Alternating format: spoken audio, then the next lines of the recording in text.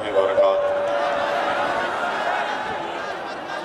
मोअज़्ज़िज़ उलमाए किराम, मशाइख़ीन उज़्ज़ाम और शहनशीन बतशरीफ़ फरमा गुजरात के मजलिस इत्तेहादुल मुस्लिमीन के सदर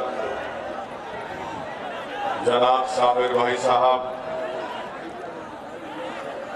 गुजरात के नायब सदर मजलिस इत्तेहादुल मुस्लिमीन शकील समा साहब, कच्छ के ज़िला सदर मोहतरम इब्राहिम भाई साहब और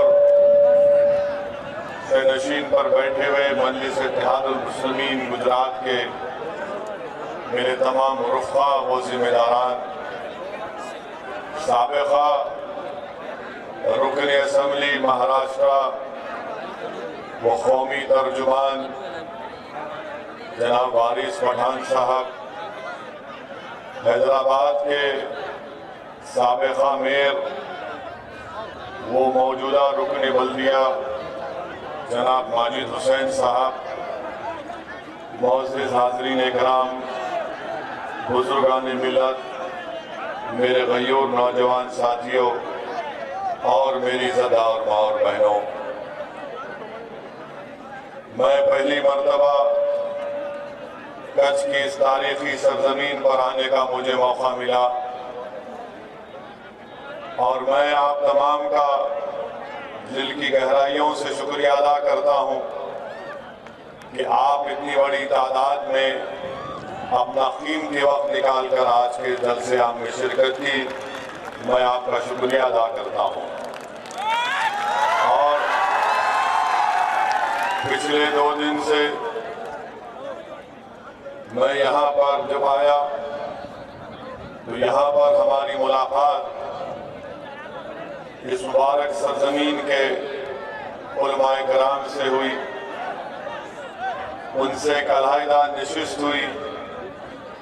मैं उनके ज़रिए मशवरों से मुस्तफ़ीद हुआ। मैं उनकी रहबरी का, उनके साथ का जो उन्होंने मुझे दे-खुन दिया, मैं उसका शुक्रिया अदा करता हूँ।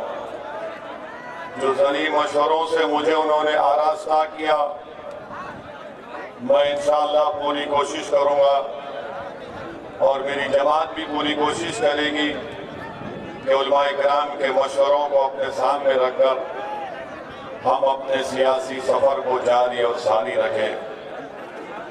मुझे बड़ी खुशी भी हुई कि मैं और मेरे जमात के ज़िम्मेदारों ने कच्छ के मजलिस इत्तेहादुल मुस्लिमीन के ज़िम्मेदारों से मुलाकात हुई। मैं फर्दन उनसे जाकर मुसाफा किया, उनसे हाथ मिलाया। मैं उनका भी शुक्रिया अदा करता हूँ। और जब मैं कल यहाँ पर आया तो मुझे साबिर भाई के साथ, शकील समा और इब्राहिम भाई के साथ हम मांडवी गए थे मरहूम मुफ्ती साहब की ताज़ियत पेश करने के लिए। फिर वहाँ से हम लोग एक अल्लाह के वली के आस्थाने पर भी गए। ये मेरी खुशकिस्मती है कि मुझे वहां पर भी जाने का मौका मिला। फिर आज हम लोग गोरावाली गए, वहां पर भी आप तमाम से मुलाकात हुई, जिम्मेदारों से। और फिर उसके बाद हज़रत हाजी पीर रहमतुल्लाह अलैह के आस्थाने पर भी जाने का मौका मिला। अल्हम्दुलिल्लाह मेरा ये पहला सफ़र इंशाअल्लाह ताला मजलिस इत्तेहादुल मुस्लिमीन के लिए कामयाबी का ज़ामिन बनेगा। मेरा पहला सफ़र कच्छ में और यहाँ पर कच्छ में मेरी आमद, मुझे यकीन है कि इंशाअल्लाह ताला अल्लाह अपने फज़ल व करम से कच्छ को और तरक्की देगा, कच्छ में और अमन मजबूत होगा। और मैं इस सरजमीन पर बसने वाले हर उस शख्स से एक वादा कर रहा हूँ, चाहे वो किसी मजहब का हो, किसी बरादरी का हो। असदुद्दीन ओवैसी हमेशा मजलूमों के साथ खड़ा है और हमेशा सदुद्दीन ओवैसी और उसकी पार्टी मजलूमों की रवाई होती है। हम मजलूमों के इंसाफ के लिए, कमजोरों को उनका हक दिलाने के लिए और जालिमों को उनका जुल्म करने से रोकने के लिए हमारी लड़ाई थी और रहेगी इंशाअल्लाह ताला। मेरे अजीज दोस्तों और बुजुर्गों, ये मुबारक सरजमीन इसलिए भी है कि यहाँ पर सैकड़ों साल पहले वीरू कक्कल ने, एक बहादुर मुसलमान ने कच्छ के राजा को बचाने के लिए अपने 7 औलाद को कुर्बान कर दिया। ये वो मुबारक सरजमीन है जहां पर 18वीं सदी में सेनापति फतेह मोहम्मद की सरजमीन है। मैं आप तमाम को सलाम करता हूं। आप तमाम के तमाम जियाले और बहादुर लोग हैं। ये मुबारक सरजमीन है जिसने अंग्रेजों के खिलाफ महात्मा गांधी और मौलाना अबुल कलाम आजाद के साथ क्विट इंडिया मूवमेंट का नारा अगर किसी ने दिया तो यही कच्छ की सरजमीन पर बसने वाले और कच्छ से ताल्लुक रखने वाले यूसुफ मेहर अली ने दिया था। मैं आपको मुबारकबाद देता हूं कि क्विट इंडिया मूवमेंट का नारा आजादी की लड़ाई में एक अहम मोड़ साबित हुआ। मेरी अल्लाह से दुआ है कि अल्लाह सुब्हानहू व तआला यूसुफ मेहर अली को, फतेह मोहम्मद साहब को और मियां कक्कल को अल्लाह इनकी खबरों को नूर से भर दे और अल्लाह इनकी मग़फ़िरत फरमाए और अल्लाह सुब्हानहू व तआला इन जैसे जियाले और बहादुरों को अल्लाह सुबह क़यामत तक इस कच्छ और भूज की सरजमीन पर अल्लाह पैदा करते रहे। मेरे अजीज दोस्तों और बुजुर्गों, मुझे ये बताया गया कि ये कच्छ की सरजमीन भारत के प्रधानमंत्री को बड़ी पसंद है।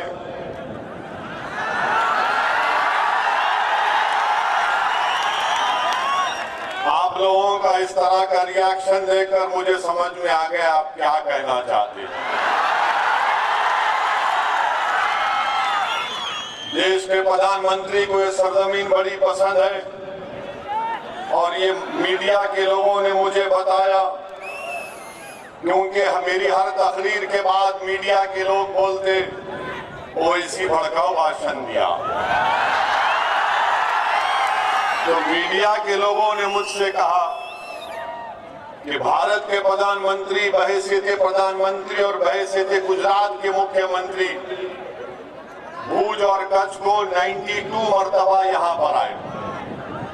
92 मरतबा यहाँ पर आए और यहाँ पर प्रधानमंत्री ने रण उत्सव भी शुरू किया।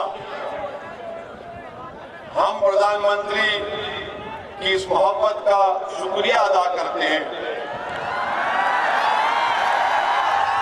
मगर मैं प्रधानमंत्री से पूछना चाहूंगा कि जब इतनी मर्तबा आप यहाँ पर आए और आपको इस जगह से इतनी मोहब्बत है, तो देश के प्रधानमंत्री एक तरफा मोहब्बत नहीं होनी चाहिए। आपकी भूज और कच्छ से एक तरफा मोहब्बत है, ये वन वे ट्रैफिक नहीं होनी चाहिए, 2 तरफा मोहब्बत होनी चाहिए आपको। और मैं इसलिए कह रहा हूं कि जब हम आज गोराबाली गए तो वहां पर मुझे ये बताया गया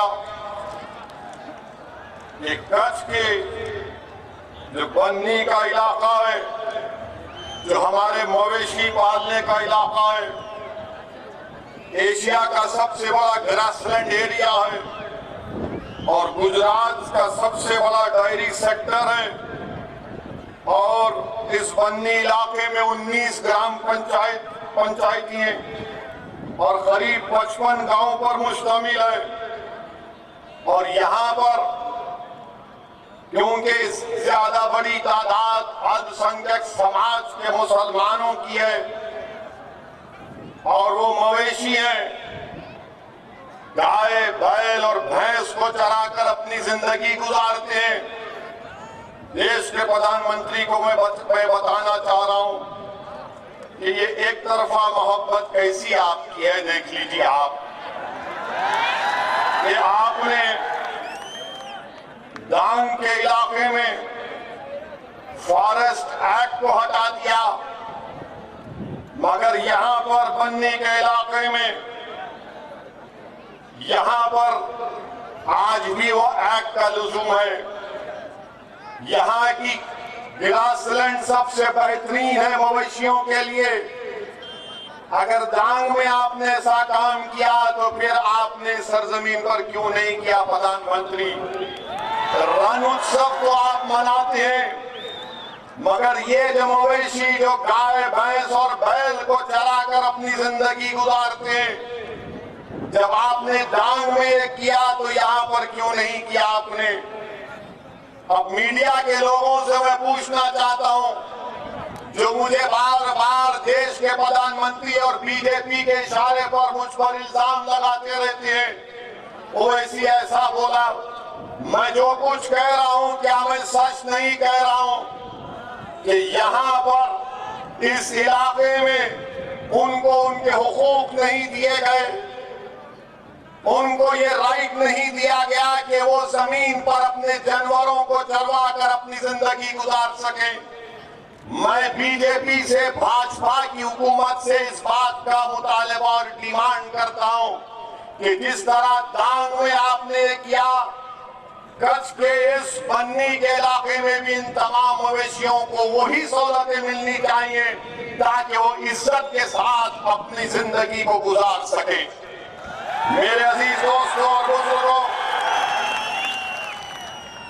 2014 से, बल्कि 2014 से डीएम साहब से मुलाकात हुई, कोई डेवलपमेंट नहीं हुआ, कोई हुकूमत की तरफ से स्कीम नहीं बनाई गई। मैं भाजपा की सरकार से ये मुतालबा और डिमांड करता हूं कि वो इन मवेशियों के लिए वो तमाम सहूलतें दें जो डांग के इलाके में वहां के मवेशियों को मिलती हैं। और फिर जो लोग मजलिस-ए-इत्तेहादुल मुस्लिमीन और मुझ पर इल्जाम लगाते हैं कि वो इसे हमेशा भाषण में सिर्फ मजहब की बात करता है, मैं कभी भी अपने भाषण में खाली यही नहीं बात करता हूं, मैं हर चीज पे बात करता हूं। मगर मीडिया को जो मसाला मिलता है वो मसाला उठा लेते हैं, तो मैं क्या करूं उसमें? तो मेरी मीडिया से गुजारिश है कि ये भी मसाला दे रहा हूं, आपको पसंद आएगा, सुन लो जरा। वो क्या है कि कच्छ जिले की आबादी 20 लाख की है। यहां पर कितने डिस्ट्रिक्ट हॉस्पिटल है? शकील समा कितना डिस्ट्रिक्ट हॉस्पिटल है यहां पर? यहां पर अहमदाबाद में, आनंद में कितने पीएचसी हैं? एक भी जिला का अस्पताल नहीं है। शकील समा बता रहे थे कि वो था तो अदानी साहब को दे दिए। क्यों दिए वो देश के प्रधानमंत्री जानते, मैं नहीं जानता। अहमदाबाद में 118 पब्लिक हेल्थ केयर सेंटर हैं। आनंद जिले में 2 डिस्ट्रिक्ट अस्पताल हैं और कच्छ में खाली 77 पब्लिक हेल्थ केयर सेंटर हैं। प्रधानमंत्री, ये कच्छ से नाइंसाफी क्यों भाजपा की सरकार कर रही है? दूसरी बात कि कच्छ की जो जबान है वो मुख्तलिफ है, बड़ी मीठी है, बड़ी प्यारी है। उसकी हिफाजत करने के लिए देश के प्रधानमंत्री को ये चाहिए था कि इसको संविधान के 8 शेड्यूल में शामिल किया जाता ताकि आने वाली नस्ल कच्छ की जबान की मिठास को महसूस कर सके और उसको जिंदा रख सके। इसीलिए मैं आज इस बात का देश के प्रधानमंत्री से ये डिमांड कर रहा हूं कि कच्छ की जबान को भारत के संविधान के 8वें शेड्यूल में शामिल किया जाए। भारत के प्रधानमंत्री 92 टाइम्स कच्छ को आए। कलपासर पानी का प्रोजेक्ट 20 साल से चल रहा, मुकम्मल नहीं हो रहा। हम देश के प्रधानमंत्री से ये डिमांड करते हैं कि कच्छ में जो पीने के पानी की और पानी की किल्लत है उसको दूर किया जाए। बल्कि मैं तो आगे बढ़कर कहता हूं कि भारत के संविधान में आर्टिकल 371(2) भारत के संविधान में आर्टिकल 371(2) में एक रीजनल डेवलपमेंट बोर्ड बनने की गुंजाइश है, जो भाजपा भी कहती थी, जो 25 साल से उसको भूल चुकी है। आज मैं याद दिला रहा हूं कि आर्टिकल 371(2) के तहत कच्छ और भुज के इलाके में एक रीजनल डेवलपमेंट बोर्ड बनना चाहिए, क्योंकि गुजरात का सबसे पिछड़ा इलाका अगर कोई है तो यही इलाका है। इस इलाके से इंसाफ उसी वक्त होगा जब आर्टिकल संविधान के 371(2) के तहत एक रीजनल बोर्ड बनेगा, तब जाकर इस इलाके के लोगों को नौकरी मिलेगी, स्कूल मिलेगा, मवेशियों को पानी मिलेगा, उनको उनका राइट मिलेगा। ये मजलिस इत्तेहादुल मुस्लिमीन भाजपा हुकूमत से और देश के प्रधानमंत्री से इस बात का डिमांड करती है। और दूसरी बात कि आप जानते हैं कि कच्छ में 40% महिलाएं इलिटरेट है।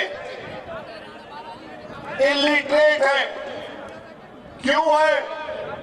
देश के प्रधानमंत्री को 92 टाइम्स कच्छ को आए। क्या देश के प्रधानमंत्री को नहीं मालूम कि हमारे महिलाएं 40% इलिटरेट हैं?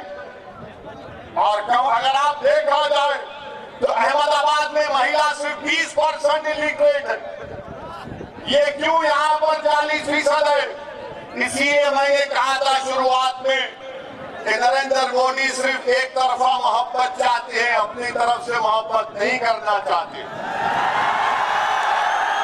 वो पूरे देश को बोलते तुम सिर्फ मुझे चाहो, मुझसे मोहब्बत करो, मगर जब देश पूछता है जरा आप भी तो मोहब्बत दिखाओ, तो बोलते मित्रों चाय पियो।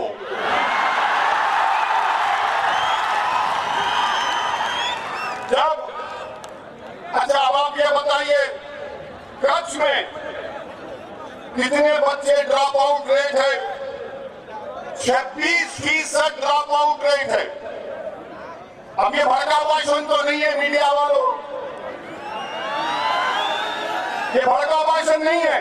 26% ड्रॉप आउट रेट है। इसमें सब है, हिंदू है, मुसलमान है, दलित है, बैकवर्ड क्लास है, सब इसमें शामिल है। 26% ड्रॉप आउट रेट है, यानी 4 बच्चों में से एक बच्चा सिर्फ सेकेंडरी एजुकेशन मुकम्मल करता है। इसका जिम्मेदार कौन है? क्या इसका जिम्मेदार ओवैसी है? इसके जिम्मेदार भाजपा की सरकार है।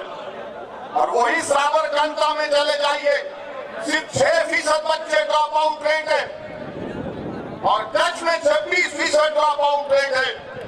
अब आप बताइए भड़काऊ भाषण कौन दे रहा है?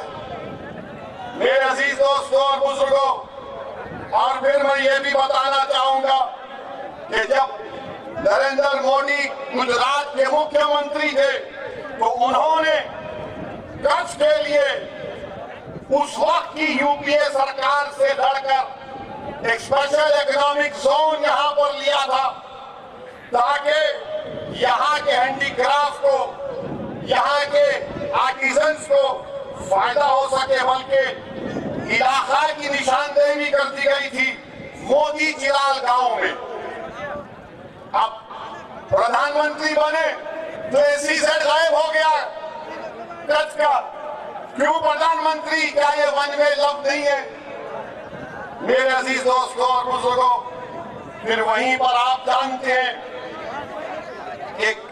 इस इलाके के जो ऊंट हैं, दुनिया के कोई ऊंट पानी में तैर नहीं सकते, कच्छ के ऊंट पानी में तैर सकते हैं।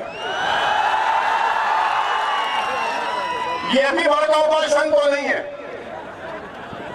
सिर्फ यहां के ऊंट ही पानी में तैर सकते हैं। तो मैं आपसे कह रहा हूं, आप तमाम से गुजारिश कर रहा हूं, जब ऊंट पानी में तैर सकते हैं तो क्या कच्छ की सरजमीन पर मजलिस को आप कामयाब नहीं करेंगे? जब ऊंट पानी में तैर सकता है तो आप भी तूफानों का रुख मोड़ सकते हैं। मेरी बात का यकीन करो आप, कि आप तूफानों का रुख मोड़ेंगे। ऊंट तो पानी में तैर रहा है, तो क्या आप आगे नहीं बढ़ेंगे मजलिस का परचम लेकर? आप आगे बढ़ेंगे? आप आगे बढ़ेंगे? क्या मजलिस को कामयाब करेंगे? क्या 6 विधानसभा पर मजलिस के उम्मीदवारों को वोट देंगे? अब वो ऊंट भी सुनकर खुश हो रहा होगा कि चलो मेरा तीरना नजर आ गया इसको।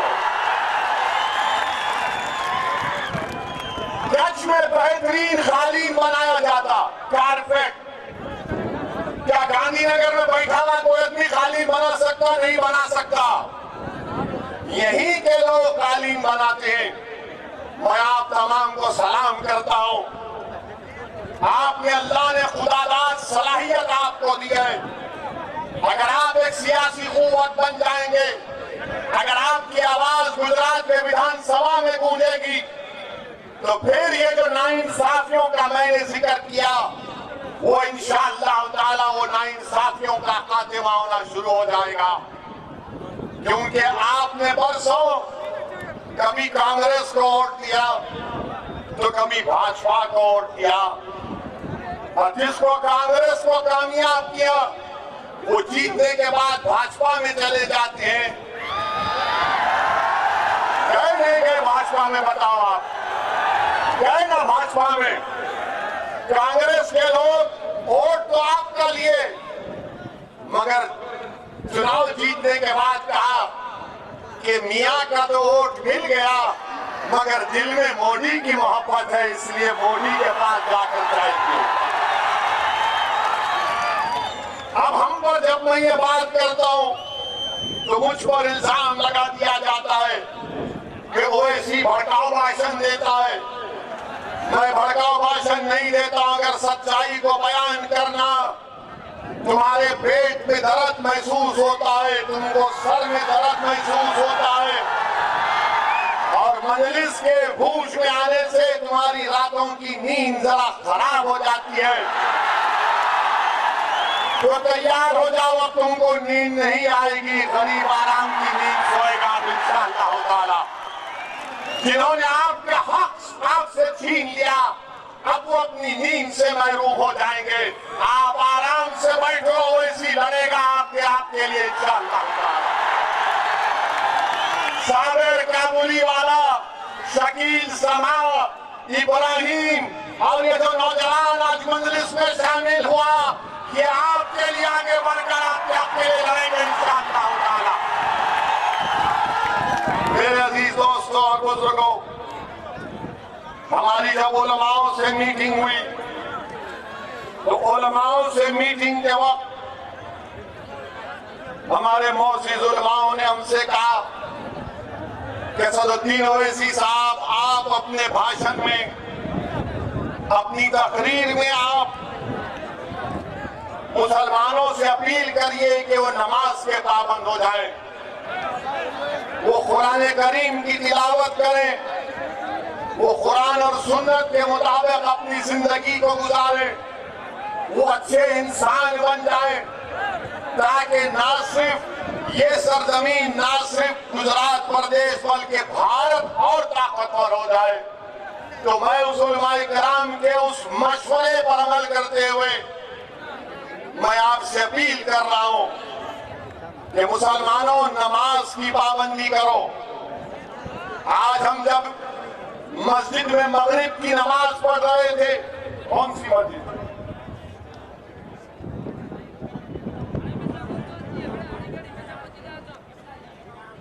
पीर मस्जिद में नमाज पढ़े मगरिब की हम। मुझे जरा कड़वी बात कहना है, मुझे माफ कर दो आप। बहुत से नौजवान बाहर खड़े थे कि हम बाहर निकलेंगे तो हमसे हाथ मिलाएंगे या सेल्फी लेंगे।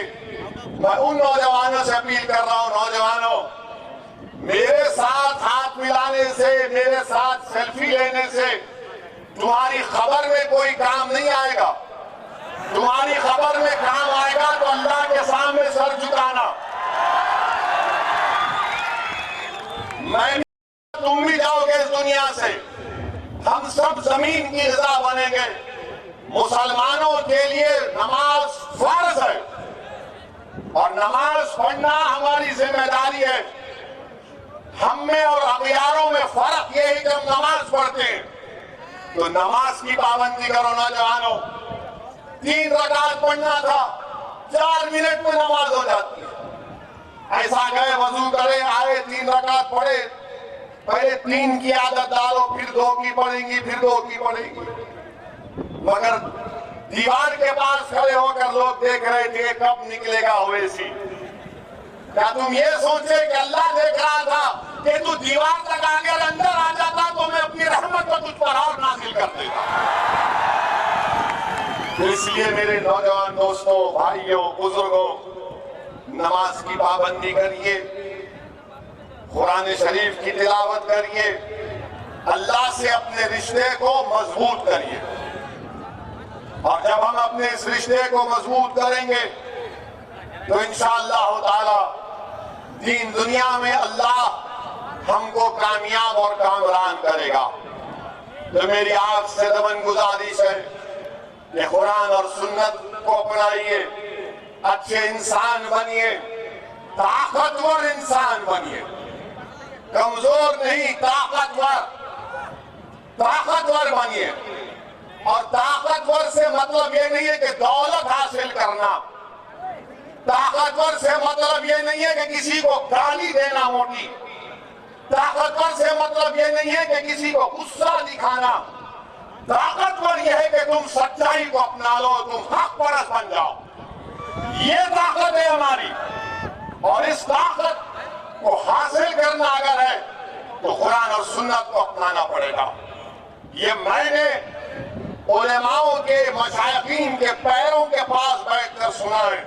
ये मेरे अल्फाज नहीं है, ये अल्लाह वालों की जबान से मैंने सुनी है, अहले दिल की जबानों से सुना है, और उनके सुने हुए अल्फाज को आपके सामने रख रहा हूं। मेरे अजीज दोस्तों और बुजुर्गों, चौथी बात जो मैं आपके सामने रखना चाह रहा था वो ये है कि भारत में, ये हमारा वतन अजीज है, हमको शिकायत है कि हमारे हुकूक जो भारत के आईन में हमको गारंटी किए गए वो हमको नहीं मिलते हैं। तो मेरी आपसे गुजारिश है कि आप एक सियासी ताकत बनिए, सियासी ताकत बनिए, अपने वोट से अपने पार्टी के नुमाइंदों को कामयाब करिए।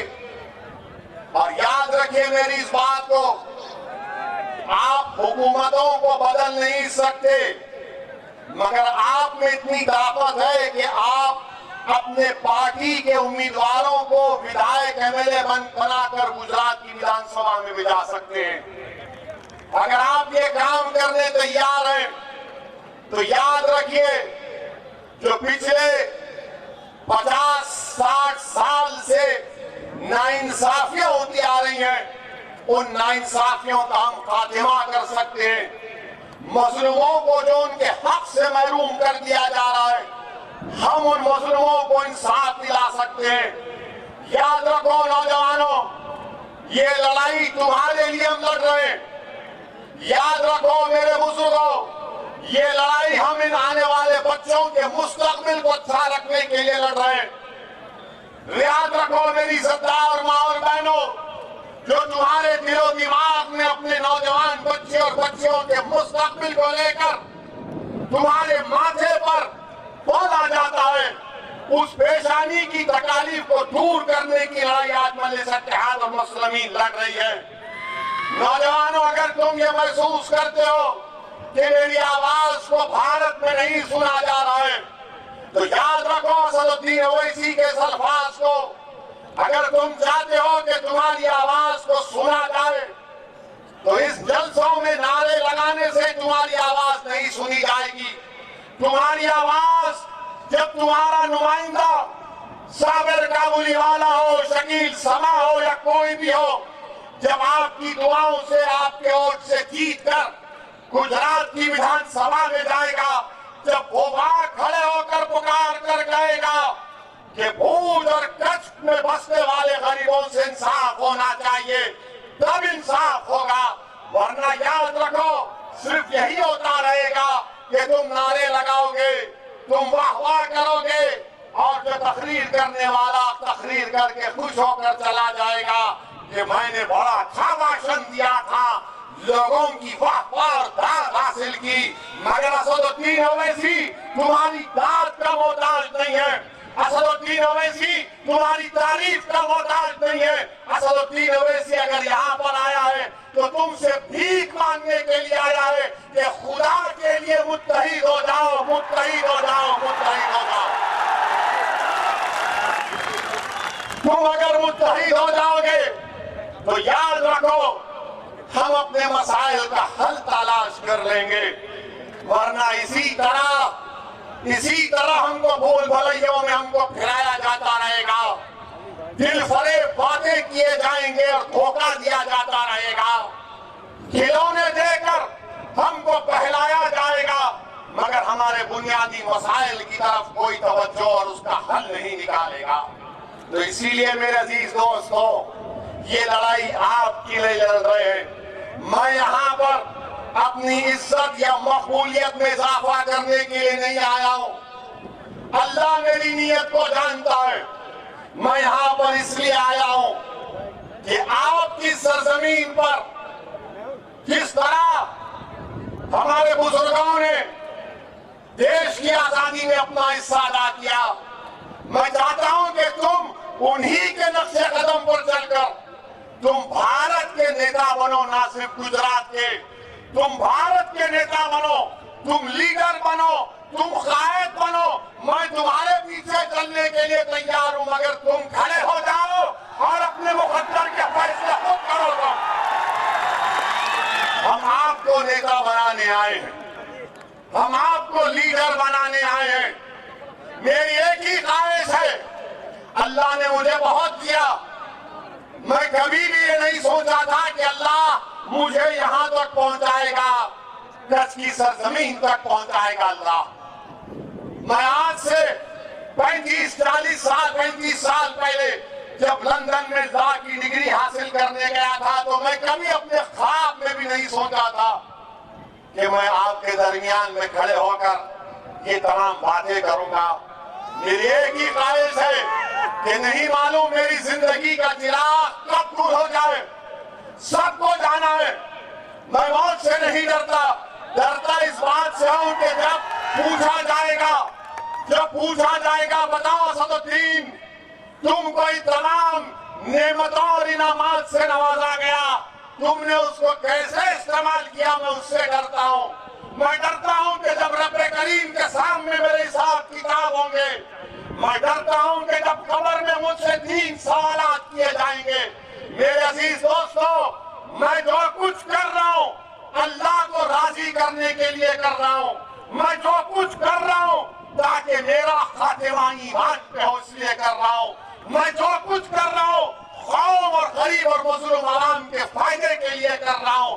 मैं यही चाहता हूं कि मेरी जिंदगी के खत्म होने से पहले अल्लाह मुझे नजारा दिखा दे कि जिस तरह आज हजारों की तादाद में लोग यहाँ खड़े हैं, हजारों की तादाद में असदुद्दीन ओवैसी से ज्यादा काबिल लोग गुजरात और भारत में मुसलमानों के खड़े होकर संविधान को बचाएंगे, संविधान को मजबूत करेंगे और भारत को मजबूत करेंगे। ये मेरी जिंदगी का मकसद है। मेरे अजीज दोस्तों और बुजुर्गों, इसीलिए आपसे अपील कर रहा हूं कि मजलिस को मजबूत करो। मैं किसी के खिलाफ नहीं हूं, मगर इज्जत के साथ कहना चाह रहा हूं कि जो हमने पॉलिसी बनाई थी आजादी के बाद, क्या निकला उस पॉलिसी से आप बताइए। हर मैदान में दलित और अल्पसंख्यक समाज का मुसलमान और आदिवासी पीछे हो गया। अगर आबादी के लिहाज से कहीं पर बराबरी नजर आती है, दलितों में, मुसलमानों में, आदिवासियों में, तो जेल में नजर आती है, जेल में नजर आती है। जितनी आबादी मुसलमानों की है उतना परसेंटेज जेल में अंडर ट्रायल है। जितनी आबादी दलित आदिवासियों की है उससे थोड़ा बढ़कर जेल में उनका परसेंटेज है। बताओ मेरे अजीज दोस्तों और बुजुर्गों, इसीलिए तो आपसे कह रहा हूं कि नाइंसाफी को रोकना है, हुकूक की लड़ाई है, नौजवानों के मुस्तकबिल की लड़ाई है, आपके बुजुर्गों के ख्वाबों को पूरा करने की जिद्दोजहद है, हमारे माँ और बहनों के ख्वाबों को पूरा करने की लड़ाई है। क्या आप मेरा साथ देंगे? क्या आप मजलिस इत्तेहादुल मुस्लिमीन का साथ देंगे? कहीं आप कांग्रेस भाजपा का तो साथ नहीं देंगे ना? कहीं आप राहुल और मोदी का तो साथ नहीं देंगे? कितने नहीं देंगे? हाथ उठा दो। अल्हम्दुलिल्लाह, मैं आपका शुक्रगुजार हूं, मगर पोलिंग के दिन भी उंगली उठा के दबाना पतंग के निशान पर। याद रखिए, आपने हाथ उठाकर वादा कर लिया, मैं आऊंगा, चुनाव के दरमियान में भी आऊंगा, फिक्र मत करिए, इंशाअल्लाह ताला। और एक बार भड़काऊ भाषण देने आऊंगा। अब मीडिया वाले बोलेंगे ये अपनी जबान से बोला, ये खुद बोला, देखो। मैं क्या भड़काऊ भाषण दे रहा हूं? कौन सी भड़काऊ बात? मगर मीडिया को ऐसा लगता है कि बगैर ओवैसी को टीवी पे दिखाए उनकी रोटी नहीं जलती। उनको दिखाना जरूरी है, दाढ़ी टोपी उनको दिखता है, मसाला मिलता है। मैं भारत के संविधान पर, अल्लाह के नाम पर हल्फ लिया हूं। मेरी लड़ाई संविधान के दायरे में थी, है और रहेगी इंशाअल्लाह ताला। संविधान के बाहर जाने का सवाल ही पैदा नहीं होता। जिसको जाना है वो जाए। मुझे भारत की चप्पे चप्पे से मोहब्बत है, इसके जर्रे जर्रे से मोहब्बत है, इसकी हर चीज से मुझे मोहब्बत है। और इंशाअल्लाह ताला अल्लाह मुझे जब तक जिंदा रखेगा ये मोहब्बत बढ़ती जाएगी और बढ़ती जाएगी और कमी नहीं होगी उसमें इंशाअल्लाह ताला। मेरे अजीज दोस्तों और बुजुर्गों,